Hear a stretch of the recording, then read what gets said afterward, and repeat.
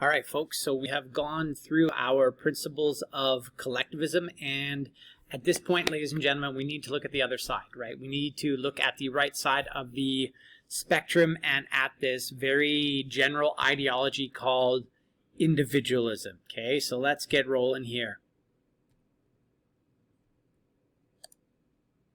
All right, so we've already looked at this slide. We know that modern states today are mixtures of individualist and collectivist ideology, right? You have like North Korea, which is considered to be one of the most collectivist states in the world, but there's still elements of individualism in there, right? And I mentioned that free trade zone. And then you have the United States, which is considered to be pretty darn individualist, yet nonetheless there's still elements of collectivism there. So we should know this. Let's move on.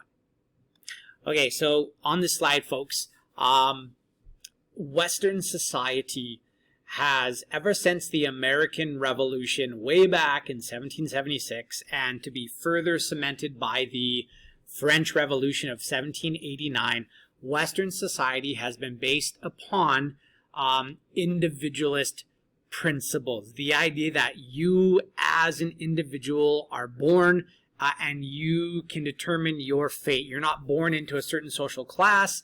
Through hard work, you can achieve more. You can climb that socioeconomic ladder, right? So individualism, as it mentions, is one of the founding ideologies in Western society, and also in particular of liberalism. Now, guys, when we say liberalism, what we're talking about here is the belief in freedom, right? Freedom of the individual.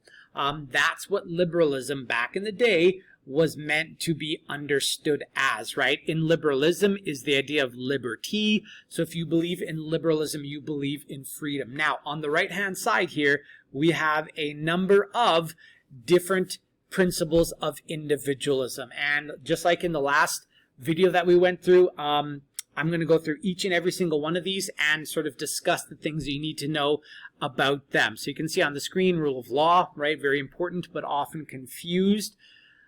Principle of individualism. We'll talk about individual rights and freedoms. We'll talk about private property, economic freedom, aka capitalism, as a economic expression of individualism. We'll talk about self-interest, and we'll also talk about competition, how you as an individual can compete against other people in the so-called free market of capitalism, pursuing your self-interest in order to become economically self-sufficient, self-reliant, and wealthy. Okay, let's keep going here. So, the rule of law. This is the one principle of individualism that students always get confused about. Students always get confused about the rule of law.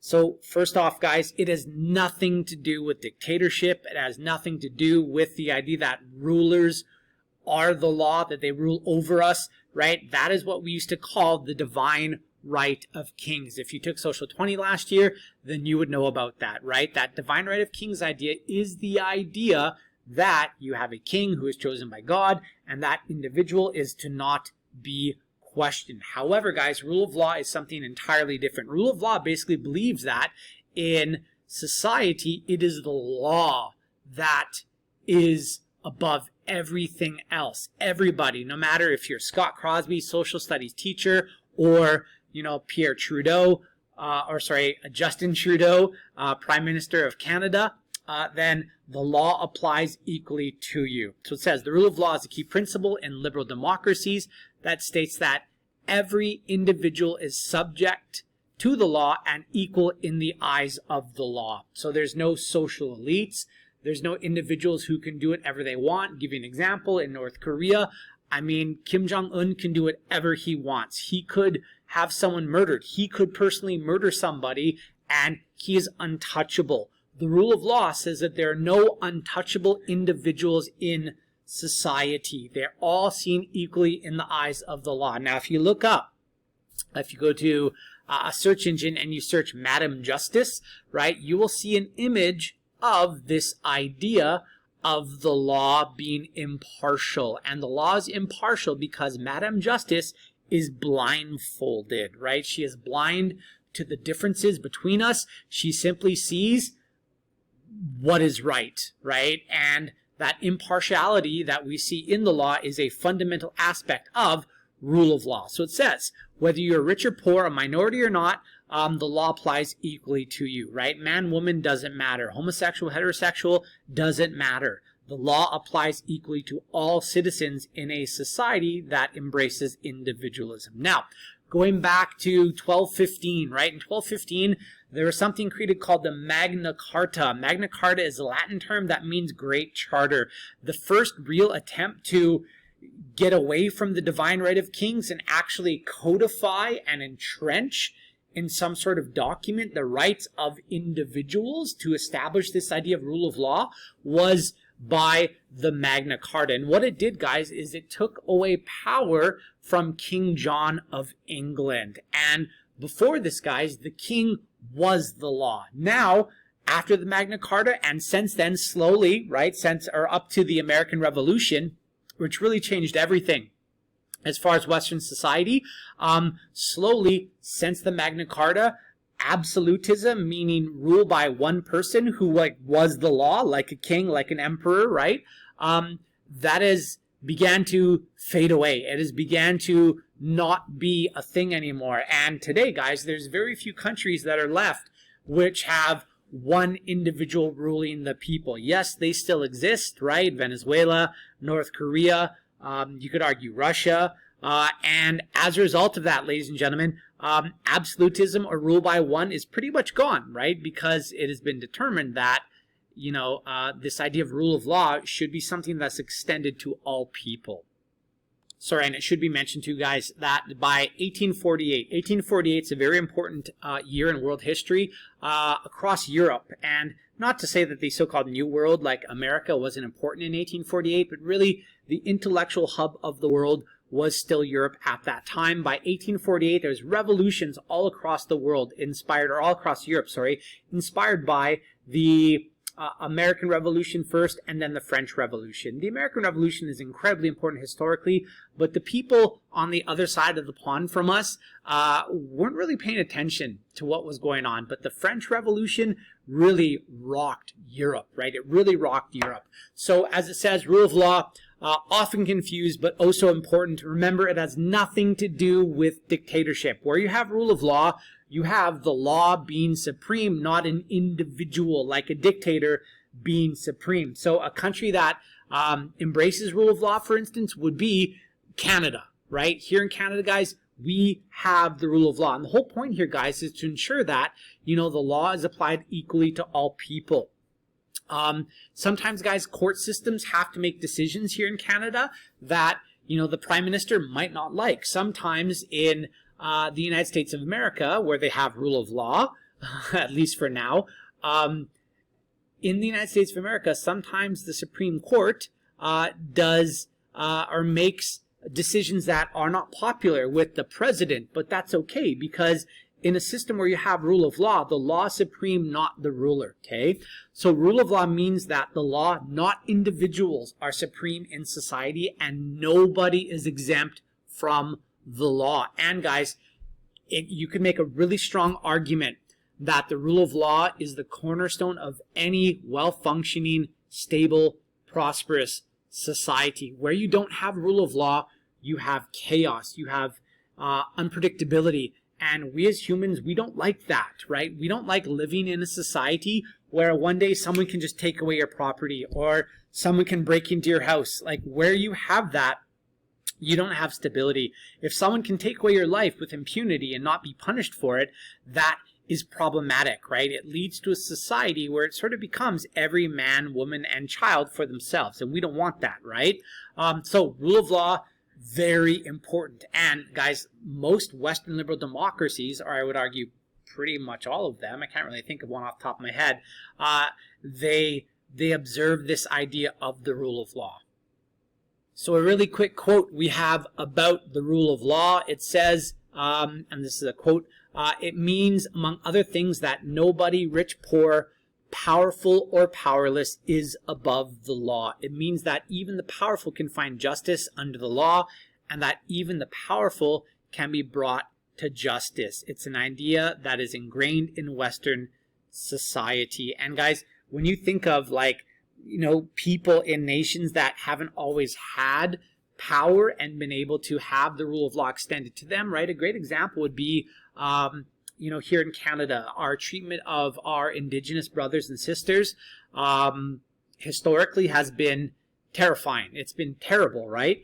And I mean, at one point, children were taken from their parents, right? And it was the state that determined that this was okay because of residential schools. An American example of a group of people who haven't always had the rule of law extended to them would be, African people in the United States of America. I mean, let's face it, guys, originally Africans came to the United States as slaves, as property, and you could make a pretty strong argument that even today, if you follow the Black Lives Matter movement and things like that, that the rule of law is still not extended to African American people today, right? And that's problematic, right? It's kind of crazy to me. It baffles me that you see, Black people being treated differently than white people in that state, or Indigenous people being treated differently here in Canada. I mean, we're all just human beings, right? So it doesn't really make sense to me. But anyways, we'll get more into that as the course goes on. Now, there's a video here about the rule of law. I would watch it. And there's one quote that is mentioned here in this video that is just, it resonates in my brain. I've watched this video like 600 times probably in all the years that I've taught social studies. And it's the idea, guys, that, sorry, let me just go back. It's the idea that if you don't live under the law or the rule of law, you live under the law of rulers. Okay, I'll say that again. If you don't live in a country where they have rule of law, you live under the law of rulers. Okay, and should you trust humans to do the right thing? Well, I don't know about you, but I've met a lot of terrible people in my life, and I tend to be a rather cynical individual. I don't trust individuals. I want some sort of document that is above the rulers in our society. And in Canada, or in other Western liberal democracies, those documents are called constitutions. Constitutions are limiting documents. You should get out a pen right now. I'll give you a sec, right? Hit pause and then come back to this, okay? The idea of a constitution, guys, is constitutions set limits for what governments are able to do. Constitutions basically set a framework or a set of rules that governments have to abide by, and it is the job of court systems to hold governments to account, to make sure that they're actually observing the rule of law. And we'll get into this more as we move forward. So please, please, please watch this video about the rule of law. All right, now there's a number of different aspects to the rule of law that we need to understand. I'm going to go through these one at a time. Okay, so let's go through this here. One second, just got to bring up my drawing. All right, folks, so there's 5 aspects to the rule of law, okay? Number 1, the first aspect is this idea of transparency. So guys, here in Canada, right, the law is incredibly transparent. For example, you can pick up a copy of the Criminal Code of Canada. You can open it up and see what the prescribed remedy is for each transgression of the law, okay? So for example, guys, break and enter, right? You could flip into the Canadian Criminal Code, or you could just Google it, because of course everything now is online, and search it up, and you can see what the prescribed remedy of that is. In addition to that, guys, transparency is also in the fact that courts here in Canada are open, right? They're open for you to actually go to. At one point in my career, I actually taught legal studies, and when I taught legal studies, I used to take a field trip of my students to the downtown courthouse here in Edmonton, and we would see the law in action. And I tell you what, it was fascinating. Once I'm an old dude, right, older than I am now, and I'm retired, I'm going to go to court and just sit there and watch the human drama unfold. It was crazy. We also once sat in on a murder trial, which was pretty crazy. We had a guy come up in the prisoner box, right? He had his orange suit on, and he was shackled around his wrists, and there's a chain connected to his ankles, and he was like walking in, cling, cling, cling, cling, and there's myself and my 25 students together at the back of the courtroom. Otherwise, it was empty, and the mother actually came of the accused because she was sitting in the courtroom. She actually asked the defense lawyer for the accused to ask if we would leave the court. And so he came over and said, hey, you know, this is a very emotional time for this mother. She would appreciate if you guys would leave. And I said, no. I said no because I thought it was going to be a viable experience for my students to see what's going on here. And courts are open. They're transparent. The one exception, of course, involves cases with minors. Those then are closed courts, but otherwise, all the legal proceedings are done in an open, transparent manner. Why? To bolster confidence about the system itself. Continuing with transparency, also, guys, we have this idea of laws, right? The law itself in Canada is made in a transparent fashion. The Parliament in Ottawa is a place that the public can literally go there, sit in the viewing gallery, and watch the day-to-day business of government occurring. Same thing at the legislature here in Alberta for our provincial government. You can go there and actually sit and watch them make laws. It's not done in secret. It's not done behind closed doors. It is transparent. It is open. Okay. Now, the next aspect of rule of law that we should know is predictability. By predictability, guys, what we're saying is, you know, if one person commits a crime and another person commits the same crime, the outcome of the legal proceedings should be basically the same, right? It should be basically the same. So it's predictable. You do this, this is what happens, okay? So predictability, very important aspect of the rule of law. If you don't have predictability, you have chaos, right? If, you know, I committed murder and the judge was just like, hey, you know what? You got a sweet beard and nice hair. I'm going to let you go, Scott Crosby. And then, you know, one of you commits the same act of murder, right? It's just a wrong thing. And the judge is like 25 years to life kind of deal. That wouldn't be right in the eyes of a society that observes rule of law, and it would create a lack of predictability. Okay, now, because Canada and other Western nations observe the rule of law, these nations are highly stable. I mean, Canada has never had a revolution because of a lack of buying into the system, right?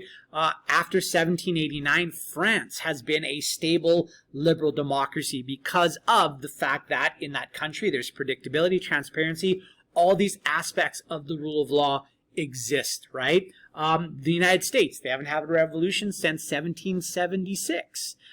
So, guys, where you have rule of law, you have stability in society. And why? Because people buy into the system. When people buy into the system, they support it, and they have no reason to actually rebel against it, right? There's just no reason to do that. Okay, now next, enforceability and accountability. What are we talking about here? We're talking about how it is, there's a mechanism to find remedy for when people break the law. There's a job of people to enforce the law, that being initially the police, and then to hold people accountable, it is the job of judges and justices in both provincial and federal courts, right? It is their job to dole out remedies. So if you break the law, you will be held to account. You'll have to make remedy for what you do, and that's really, really important. And then lastly, guys, we have due process, right? What is due process? Due process, guys, is this idea that for people who enter into the legal system, right, there's a number of steps that have to happen before you as an individual can have your rights taken away, before you can be put in prison. So right off the bat, guys, I mean, you're going to encounter the police. And if there's enough evidence to hold you under arrest, then they can do that. And if not, they have to let you go, right? After that, you can be charged, right? And charges are presented by what's called the Crown here in Canada. The Crown represents the government. And if there's not enough evidence to charge you, then again, they have to let you go. You have the right to a lawyer. And if you can't afford a lawyer, the state will provide one for you. When you're arrested, they have to read you what are called your rights. The right to remain silent, the right to legal counsel. all these different things, right? If you've watched American movies before, you know that when people are arrested, right, they say things like, you have the right to remain silent. Anything you say can and will be used against you in a court of law, right? That all has to do with due process. You also, under due process, have the right to a trial, right? You have the right to a trial of your peers to determine your innocence or guilt. So there's all these steps that have to happen before you can have your rights taken away. Okay, very important. So all these things work together. They're all part of this thing called rule of law.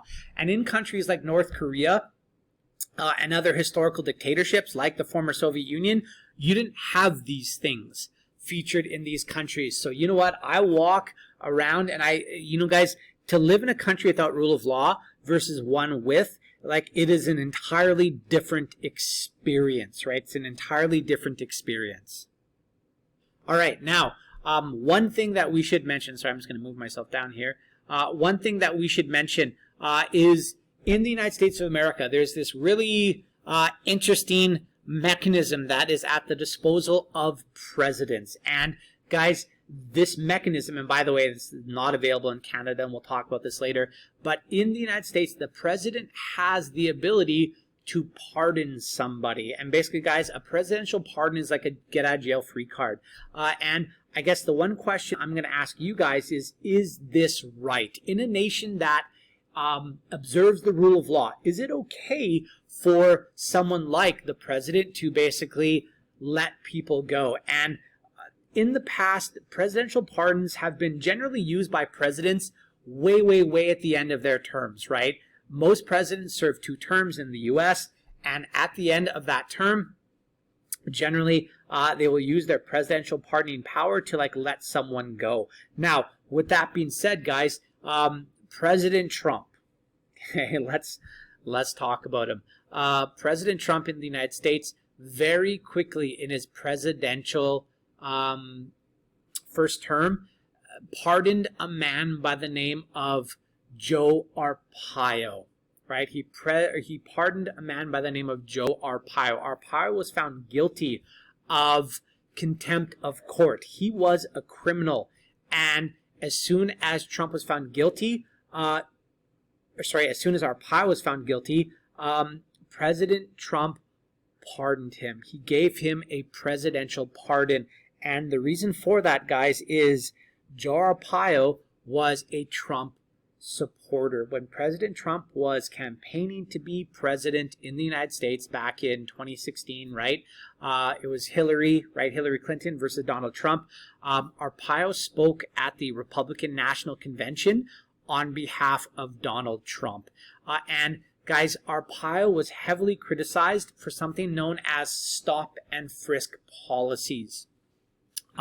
Stop and frisk basically said, if you suspect that an individual is an illegal immigrant, I want you to stop them and check their papers. And in the United States, guys, and in Canada, we have something known as privacy rights. In the United States of America, it is the Fourth Amendment. In the United States, the Fourth Amendment says that individuals shall not be subjected to arbitrary search and seizure by individuals representing the state. So this stop and frisk policy so Arizona is a border state, right? It is next to Mexico, and Mexican people generally have sometimes darker skin. So the sheriffs under Joe Arpaio were basically stopping people who looked Mexican, and it is a possibility that you can be born in the United States and have dark skin as well. But to Arpaio, who was anti-Mexican, this was an opportunity for him to basically stop individuals and check their papers, and if they didn't have the correct papers, they would be sent back to Mexico. Now, I'm all for strong borders and stuff like that, but I am not for the arbitrary detention of individuals just because of the color of their skin. That's wrong. Arpaio was told to stop it. Stop and frisk was basically found to be illegal, right? It was found to be illegal, and it told him to stop it. And after he was told to stop by a federal court, he didn't. And once he denied the request of the legal system in stopping these stop and frisk policies, he was now a criminal. He was found in contempt of court. And there's actually a video about it right here. Just so you're aware, there's a couple of crude jokes in this video. There's a bit of salty language in this video, okay? But I have found nothing that does as good a job talking about this case than this video. So I apologize for the fact that there's a bit of saucy language in it. Sorry, let me just go back. But it is like well worth your view. Now, on top of this, guys, if you remember, last year Trump was under investigation for like collaboration with Russia when it came to his actual being elected. And in this case, guys, Trump actually claimed that if he is found guilty of breaking any laws, that he in fact can pardon himself. He said that he has the absolute right to pardon himself. Now, hopefully you know something about the American Revolution. The American Revolution was a revolution against tyranny. It was against this idea of one person holding absolute power, right? Like a king. And basically by Trump saying that I can commit a crime and then let myself go, then it is something that sort of contradicts this idea of the rule of law. So there is a video at the bottom here that looks at that in some detail. And Trump was in fact found to be in the wrongdoing, right? He was impeached by the Congress of the United States. He was never actually removed from power, because that's a power that has to happen, or that's a procedure that has to happen in the American Senate. And in the United States, the Republicans control the Senate. So even though Trump was found guilty by Congress, which was controlled by Democrats, I know this is kind of confusing, as a Republican, his party would not actually remove him from power. But anyways, guys, Trump said that if he was actually found guilty of any crime, he would let himself go, which is, it's nuts that this is where we are in American politics. So please check out this video as well. All right, moving forward. Let's talk about individual rights and freedoms. So guys, constitutions, okay? I'm going to try to use my handy dandy writing tool here. All right. So constitution, guys. So it says rule of law is entrenched within a constitution. Constitutions, please know what they are, okay, guys? Here in Canada, our constitution is actually called the Constitution. There's a smaller subsection of the Constitution called the Canadian Charter of Rights and Freedoms. That is the worst circle I've ever seen. So it is called the Canadian Charter of Rights and Freedoms. And guys, inside this document, it basically outlines all of the different rights and freedoms that we as Canadians are entitled to, right? That we can expect, that our government cannot take away. Now, can you change constitutions? Absolutely you can, but it is very difficult to change the Constitution here in Canada. Same thing in the United States of America. You can change. You can make amendments or change the Constitution, but it's necessarily difficult to do so. Why? Well, do you want governments to have the power to just change that overarching legal framework that they have to abide by? Absolutely not. So constitutions, ladies and gentlemen, are limiting documents. So they set limits.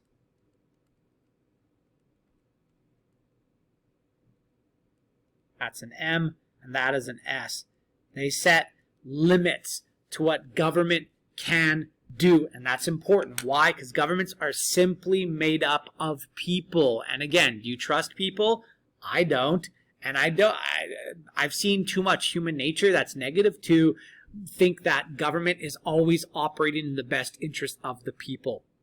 So continuing, guys, within individual states, constitutions outline the rights and freedoms that are guaranteed to all people, right? If you're a citizen living in Canada, right, the Canadian Charter of Rights and Freedoms outlines all the things that you as a citizen of Canada can enjoy. So the right to participate in elections, the right to free speech, the right to practice whatever religion you want, right? All these things are guaranteed to us as Canadians, right?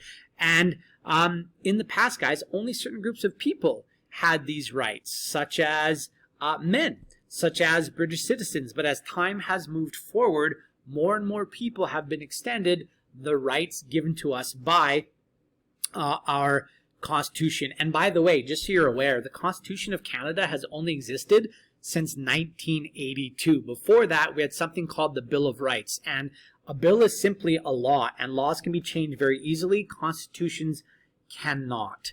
So yeah, guys, in Canada, this Constitution is the supreme source of law, right? It is the supreme source of law. All governments and legal systems, right, whether it is provincial courts, federal courts, Supreme Courts, have to abide by the Constitution. So nothing done by a government can contradict what the Constitution says. So does that mean, Mr. Crosby, that governments can pass laws that say that, you know, certain religions can't be practiced in Canada? The answer is no, because our Constitution very clearly states that we as citizens of Canada have the right to practice our religion. Now, there's one aspect of the Canadian Charter of Rights and Freedoms that should be mentioned, and that's the idea that there's no such thing as an absolute right here in Canada. There's no such thing as an absolute right. If you actually look at the Canadian Charter of Rights and Freedoms, Section 1, known as the Reasonable Limits Clause, says that all rights and freedoms in Canada are subjected to reasonable limits. So, you know, you can practice a mainstream religion, but if you want to start a religion called like the Kicking Babies Off Cliffs religion of Canada, you cannot do that. That will not be a protected thing. And you cannot go to the Supreme Court and be like, I like to kick babies off cliffs, and it's my constitutionally protected right to practice that religion. The Supreme Court would laugh you out of that building, okay? Now, guys, if governments try to pass laws that aren't in line with the Canadian Charter of Rights and Freedoms, it will be struck down in court as unconstitutional. Actually, literally yesterday, the British Columbia Supreme Court, or the highest court in British Columbia, actually ruled that there is they're basically protecting the right of all people to government-provided health care. Like, they basically struck down the opportunity for businesses to provide health care or privatize health care in Canada, right, in the province of British Columbia. So on this next point, guys, again, there's no such thing as an absolute right. You have freedom of speech in Canada, but it is not an unlimited right to freedom of speech. In the United States, it's a different story, right? They actually have unlimited rights. But in Canada, we have rights up to a certain limit, okay? So just remember that. So never ever say to anyone, I can say whatever I want, I have freedom of speech. Yeah, you do in Canada, but there are reasonable limits prescribed to that freedom of speech. In the United States, it's a different story, right? It's a different story. Literally, speech is a sacred, protected thing, and you can say whatever you want. Here in Canada, because of reasonable limits, you cannot scream fire in a crowded movie theater. But in fact, in the United States, you can. You can incite hate speech in the United States of America, because that right to free expression, free speech, is protected by their Constitution. Whereas here in Canada, you can't because of reasonable limits. Here in Canada, hate speech has been deemed to be something that we don't want. So anyways, moving on, our fundamental rights as citizens of Canada are outlined in a part of the Constitution called the Canadian Charter of Rights and Freedoms. All right, so guys, on this slide, look, too often I hear students saying that our Constitution called the Charter of Rights and Freedoms. When you say stuff like that, you sound like you don't really know how our Constitution is framed, okay? So guys, you can look it up, right? You can Google it. You can Google Constitution of Canada. The Charter of Rights and Freedoms, as it says right here, the CCRF, the Canadian Charter of Rights and Freedoms, is a small subsection of the Canadian Constitution, right? Our founding document, known as the British North America Act, that goes back to 1867, there's elements of that inside of our Constitution. In fact, there's even parts of the Magna Carta, because Canada, of course, is a British colony. They're parts of the Magna Carta that are actually in our Constitution. So please just, I'm being nitpicky here, but never, ever, ever, ever call Canada's Constitution the Canadian Charter of Rights and Freedoms. Our Constitution is in fact called the Constitution Act of 1982. Okay? So anyways, I'm just being nitpicky. Let's move on. All right, so the next aspect of individualist or individualism that you need to understand is this idea of private property. When we looked at collectivism, we talked about public property, right? And how that's property that is collectively owned by all people. All people have a right to it. Private property is something entirely different. Private property, guys, is property that is owned by individuals, right? You work for it, you own it, it is yours. And where there's private property, and by the way, that is Ron Paul up there, big fan of him, says don't steal, the government hates competition. Ron Paul is so stringently, like he's so such a believer in private property that he actually even sees taxation by government as a form of theft, right? You earn that money, that is your money, and you know that's what this little slogan on his desk is all about. So anyways, guys, private property in individualist societies is the opposite of public property. And over time, guys, I mean, private property used to literally mean like physical things like my cell phone, right? Like my water bottle that I buy or that I bought in the past. But as time has moved forward and we, of course, are living in a more digital world, we're not just talking about physical, tangible things.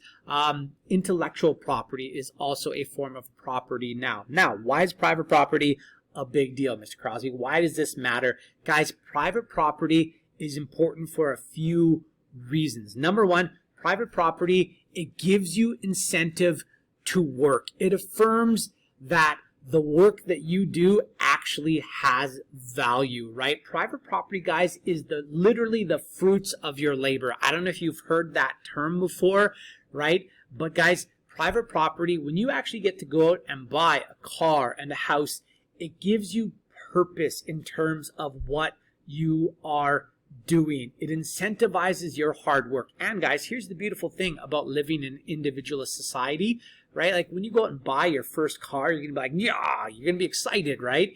And it's gonna be like, yeah, I worked for this and it's mine. And you're gonna want to protect it, right? And same thing when you go out and buy a house. You know, when you go out and buy your first home, you're gonna feel so good because it's like, wow, you know, I went out and bought these things. You know, this past Christmas, we went to Costco, right? I'm a big fan. And we went to Costco and we bought a nice large Sony, 4K Android TV, and it's awesome, right? And I did that with my money, and that's my TV, and it's cool. Private property is awesome, right? It really is quite awesome because it allows you to express yourself. It allows you to do what you want with the money that you make. It's a really cool thing. And guys, nations with weak private property laws tend to be incredibly corrupt and very much economically poor. And let's think about that for a sec. Why would you work hard at any job if you knew that the state could come and just take that property away? Why would you work hard? So guys, in nations that have strong private property laws, it generally translates into an economy where people work really, really hard and make advancements and do great things to expand their business, which benefits us all. Whereas in nations that have weak private property laws, I mean, it's North Korea, where everyone is starving and poor. It's Venezuela, where everyone is starving and poor. So private property is great, right? It helps people and gives motivation for them to work hard. And if you look at, let's say, nations like China, for instance, China in the 1980s generally changed the way they view private property. And, you know, now we're starting to see millionaires and billionaires in China, whereas before everyone was basically economically the same. And guys, I would argue that it has been the Chinese acceptance of private property and private ownership that has made China become one of the most economically powerful states in the world. Now, continuing, guys, it says on the slide, the right to own private property and have it protected is another important cornerstone of an individualist society. And without property rights, you have nothing. And there's a video here that I encourage you to please watch. So where the state can basically take property and make it public, where the state can arbitrarily take your property, instability in economics is the result. And guys, generally states that don't allow private property, it is the slow but sure descent to economic failure. And that's what happened to the Soviet Union, right? They didn't allow private property, and eventually the people became disenchanted with the equality of poverty that everyone had. You look at North Korea, same thing, right? I'm willing to bet money on the fact that people in North Korea, if they had a taste of private property, private ownership, and working for themselves, they would probably want something very, very different. Same thing in Venezuela, right, guys? They used to allow people to own private property. Then Chavez comes in the early 1990s, and by, the 2010s, right? And, right now in 2020, Venezuela, because of that lack of private property, is an incredibly poor country, and Chavez has since passed away, and now we have a guy in power called Nicolas Maduro, and he's trying to continue on, and it's a very sad state of affairs in the state of Venezuela. All right, continuing, the next principle of individualism is economic freedom. And when we talk about economic freedom here, guys, we're talking about capitalism. Okay, we're talking about capitalism. Capitalism and economic freedom are individualist expressions of economics. Okay, capitalism allows you as an individual to work where you want, to do whatever work you want to do, to work or not work, to change jobs, right? So guys, when we hear the term economic freedom or capitalism, it is synonymous with this idea of laissez-faire. Okay, this idea of laissez-faire is really, really important, and it is a term that you as a student in Social 30 need to know. Okay, laissez-faire basically means let it be, leave it alone, and it goes back to like the 1500s and this group called the physiocrats in France. But anyways, guys, just know that laissez-faire means free market capitalism, economic freedom. And guys,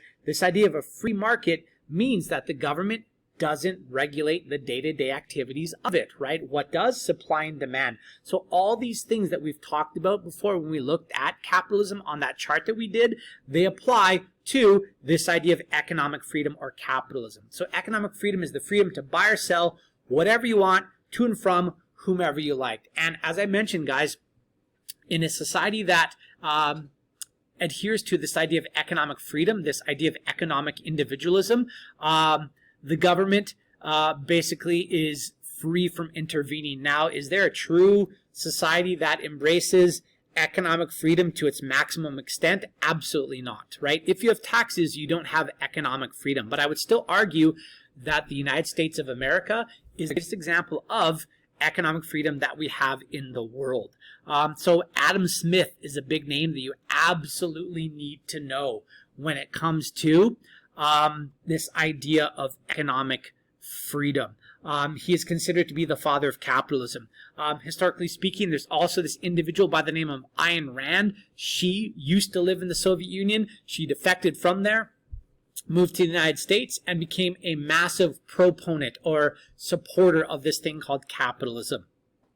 Now, as it says, guys, as we know, there's never been a true capitalist state, right? I would argue that America back in 1776 is probably the closest that has ever been a true capitalist state. And as time has moved forward, right, we're a long way from 1776 now, sitting here in 2020. And guys, with that being said, the United States has sort of veered off from that, right? And Canada is not really I mean, there's elements of capitalism in Canada, but it's not a true capitalist state, right? Because there's elements of socialism too. Same thing with like France, Great Britain, China, right? China is more of a socialist state, but alternatively, there's elements of private ownership and capitalism in that state as well, right?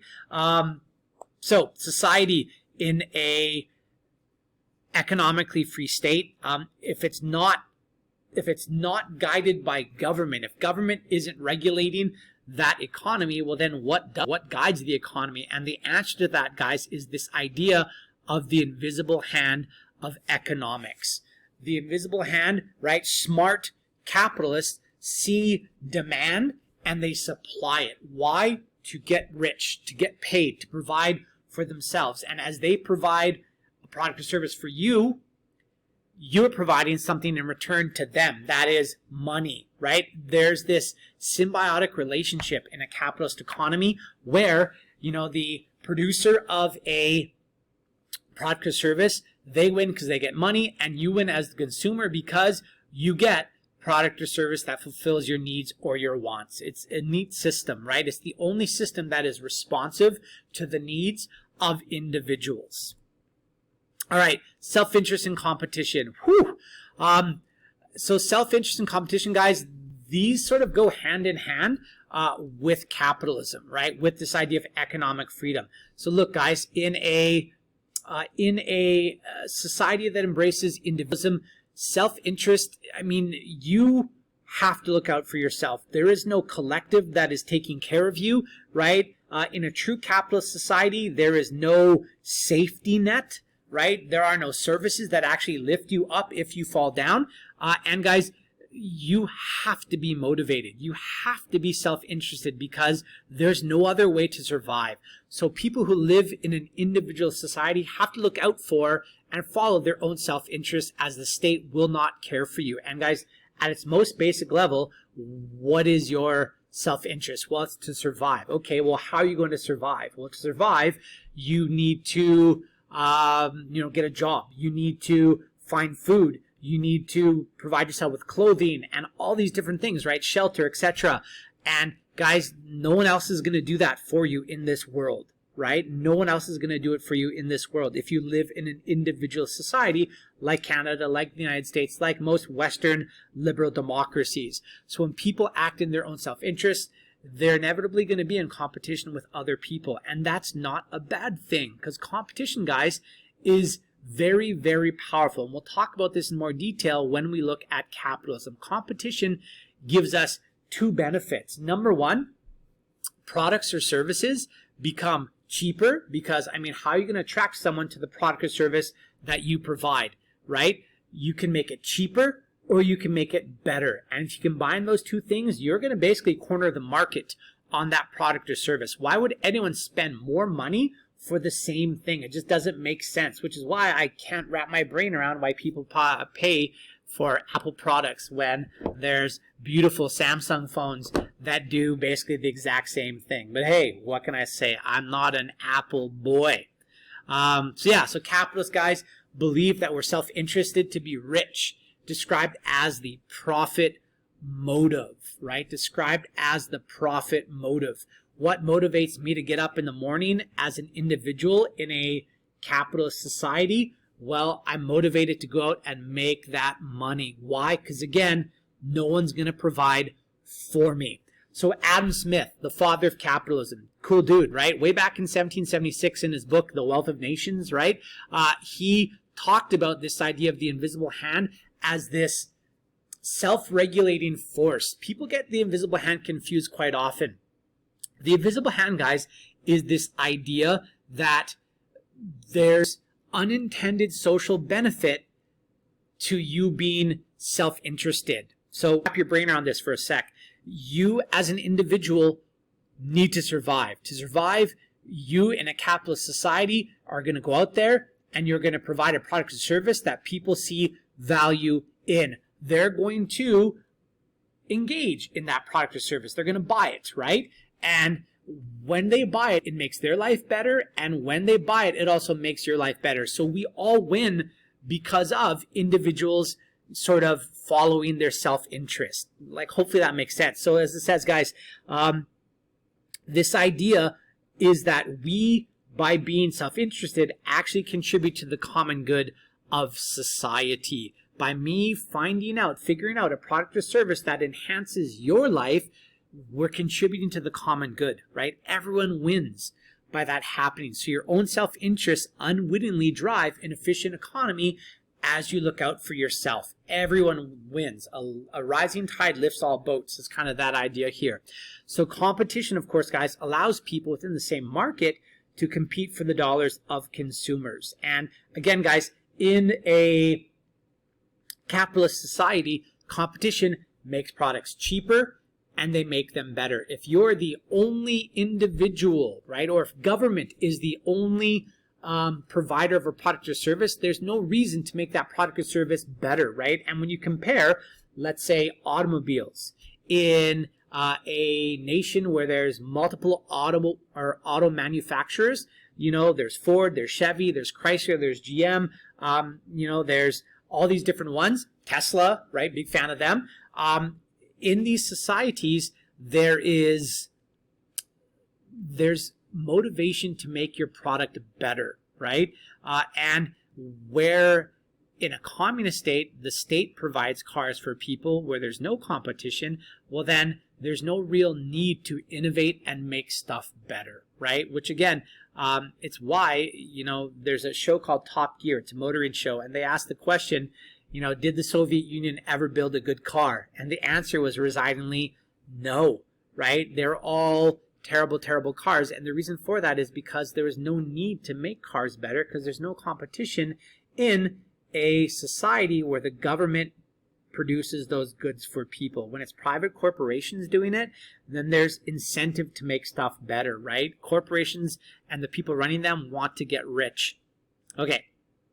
All right. So guys, this last little bit here of looking at economic individualism, right? Looking at individualism as a whole is going to be sort of a discussion of what we see today, right? I know that you young folks, a lot of you probably, you know, you don't realize the stresses and strains that are on people today, and that's great, right? But at some point, you're going to be in that economy, right? You're going to be, or try to be a homeowner, you're going to be a worker, right? You're going to do all these things. So, you know, this is a question from a sort of a Canadian and also an American perspective. So it says, the economy today, is it working? So many people, guys, think that capitalism, the way that it actually operates now, has failed us, right? And guys, you know, back in 1776 when Adam Smith, right, and we'll talk about him later, wrote his The Wealth of Nations, he argued that, you know, the best way to have prosperity is to allow the people, us, to be left alone and to pursue our self-interest. And unfortunately, guys, what has happened is over time that prosperity that was promised to us because of the invisible hand hasn't actually come true. So guys, this video, it's called Thanks Capitalism. It's from the Democratic Socialists of America. Again, I would watch it, right? And the reality is, guys, is that, you know, in the year 2020, more and more people are falling behind, right? The middle class is shrinking. And what we're seeing is fewer people up at the top controlling more wealth and lots of people falling from the middle class and becoming sort of in the ranks of the lower middle class or the poor, which is very, very sad. So people in nations like America, and I'd also argue Canada as well, used to be able to have financial security and retire knowing that, you know, they're going to have a prosperous retirement. Things were going to be okay. Used to be able to, as an American or Canadian, you know, just kind of graduate from high school and go out and get a job and, you know, have a good life. Go out and buy that lake cabin that your parents wanted or that they wanted and or that you wanted and do all those kind of things. And today, guys, it's much, much harder to make ends meet based on a single, like one person's income or one's income. And the question is, why is that? This graph, I'm called it the disappearing prosperity gap. What this shows you guys is back in like 1985 going all the way to 2015 here, right? The cost of housing, the cost of healthcare, the cost of a vehicle, and the cost of college, right? In comparison to what the average person made, right? If it cost, I don't know, all those things added up cost you maybe like $12,000 a year. Well, if you made, let's say $22,000 a year, you had $10,000 of disposable income. So it's the gap between right here, that's the important part, right? It's this gap in here that's the important part. And as time has gone on, housing has become more expensive. Not that much more, but it has definitely become more expensive. Healthcare has become way more expensive. Vehicles have become way more expensive. And getting a university or college education has become almost an unaffordable luxury for people. And as you can see, guys, right, it's that gap between all these major expenses and what you make that determines if you have disposable income or not. And as you can see now in the year 2018, I know it's 2020, but this is the most recent stats we have. Guys, the reality is that housing, healthcare, vehicles, and college have all increased in cost so much that compared to the average income, and I believe this is an American statistic, yeah, it comes from the Washington Post, it's more than what the average American makes. So do you have disposable income as an average American anymore? No, you don't. Are you going to have a prosperous future as you try to eke by and provide housing, healthcare, a car, and a college education for your kids or for yourself? No, right? It's going to become much more difficult. Now, the question is, why has this happened? And I don't want to sound like a rabid socialist here, guys, but look, here's the reality. Wages simply are not keeping up with the cost of goods and services. They're just not. The cost of living has increased dramatically and wages aren't keeping up with that, right? So it's been said that millennials and you young folks are called Gen Zers or Zers, depending upon where you're watching this from. As a Canadian, we say Z. It's been said that millennials and Gen Zers are going to be the first generations that are going to be worse off than their parents. And the question is, where does the finger get pointed? And guys, this video here is a fantastic video. Basically, what it says is that America is no longer a free market economy. What America is basically is a crony capitalist economy where you have a monopoly on goods and services. And where there's a monopoly on goods and services rather than a free market, the controllers of that monopoly are the ones who get to determine the cost of goods and services. And you know, if you're the only provider of goods or a certain product in a market, then you can inflate that cost dramatically. And basically, guys, it says as competition disappears and companies gain monopolistic power, what happens to the cost of those goods and services? Well, they go up, and they do it because they can, right? What are you going to do? Not buy a car? Well, no. What you can do now is you can amortize the cost of a car over 8 years now, or 9 years, or 10 years. And before, guys, I mean, it used to be unheard of to hear someone financing a vehicle for more than, 6 years or 5 years. Now people are financing vehicles over 96 months, what happens to be like an 8-year term. It's like a mini mortgage now. So the cost of stuff has gone up, and to make it affordable for you, you're just in debt longer. Yay! And eventually, guys, we all become slaves to the sort of debt trap, right? And it's sad because, how do we get out from underneath this? If we want to have a healthy economy, we can't have people who are simply debt slaves to a couple of really expensive things. We want people to have disposable income so they can go out for dinner and, ensure that restaurants remain viable so they can employ cooks and dishwashers and servers and things like that. This here, guys, shows how as time has gone on, this shows the highest tax rates in the United States of America. So when America first became a country, the highest tax rate was like 8%, 7%. It was super, super low. And then we get to the 1920s. It became quite high during the Roaring 20s under Herbert Hoover. And then we get the Great Depression. And then we get FDR and the New Deal. But what I want you to look at, guys, is where we are now. Since about the 1980s, since 1988, the taxes for the wealthiest Americans have dropped significantly. When people talk about the good old days and the days of American prosperity, we're kind of talking about the 1950s. Well, if you look at this graph, guys, in the 1950s, the highest tax rate for the highest income earning Americans was 90%. 90% of their income was redistributed to provide for those who couldn't. And people thought that that was okay. Since then, though, the richest Americans and Canadians as well have basically been giving less and less. So if the richest are giving less, and I mean the poor can only give so much, as can the middle class, who funds the social services that we depend on? Well, the answer today is nobody.